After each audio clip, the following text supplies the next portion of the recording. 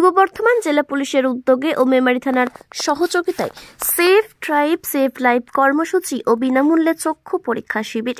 বর্ধমান জেলা পুলিশের উদ্যোগে ও মেমারি থানার সহযোগিতায় সেফ ড্রাইভ সেভ লাইফ সচেতনতামূলক পদযাত্রা অনুষ্ঠিত হল মেমারিতে।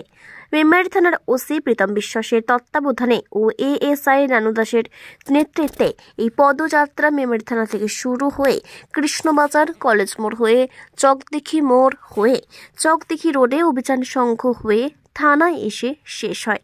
পদযাত্রাতে পা মেলান সিআই বিশ্বজিৎ মণ্ডল, ওসি প্রীতম বিশ্বাস সহ অন্যান্য পদস্থ পুলিশ অফিসার, হোমগার্ড ও সিভিক ভলেন্টিয়াররা।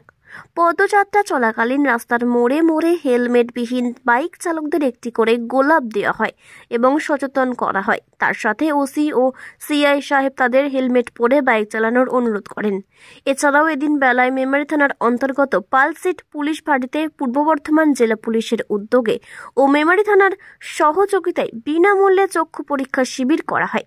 চক্ষু পরীক্ষা করার জন্য সহযোগিতা করেন লায়ন্স ক্লাব বর্ধমান। চক্ষু পরীক্ষা ক্যাম্পে আমরা 183 জন পণ্যবাহী যানবাহন চালক ও খালাসিদের বিনামূল্যে চক্ষু পরীক্ষা করা হয়। সাংবাদিকদের মুখোমুখি হয়ে সিআই বিশ্বজিৎ মণ্ডল বলেন, যেভাবে রাস্তায় দুর্ঘটনা ঘটছে সেই বিষয়ে সচেতনতা করার জন্য মুখ্যমন্ত্রী মমতা বন্দ্যোপাধ্যায় নির্দেশে জেলার বিভিন্ন থানার সাথে সাথে মেমারি থানাতেও সেফ ড্রাইভ সেভ লাইফ কর্মসূচি করা হয়। এছাড়াও পণ্য যানবাহন চালক ও খালাসিদের চক্ষু পরীক্ষা করা হয়। পুলিশ বিভিন্ন সামাজিক কর্মকাণ্ডে যুক্ত হয়েছে বছরের বিভিন্ন সময়ে। নূর আহমদের রিপোর্ট, সাম্যজিৎ।